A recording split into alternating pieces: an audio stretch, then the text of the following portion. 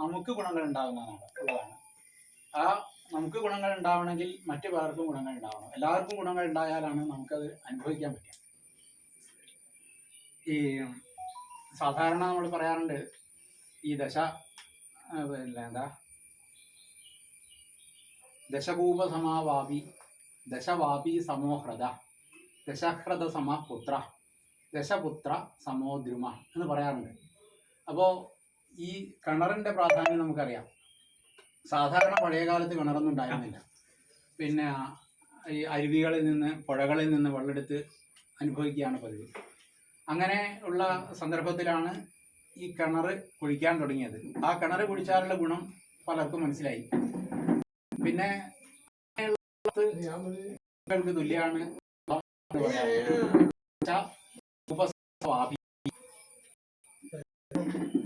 ജലസഞ്ചയം ആണ്. അങ്ങനെയുള്ള സമുദ്രം 10 കുളങ്ങൾക്ക് തുല്യമാണ് എന്ന് പറയുന്നുണ്ട്.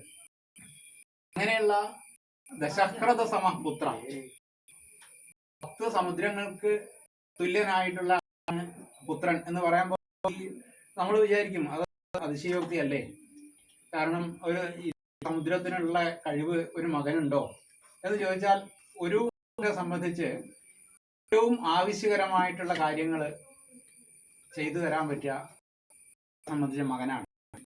അപ്പൊ അതുകൊണ്ടാണ് ഇതിനേക്കാളൊക്കെ പ്രാധാന്യം പറഞ്ഞാൽ മകനെ കൊണ്ട് നമുക്ക് കിട്ടുമെന്ന് പറയാം.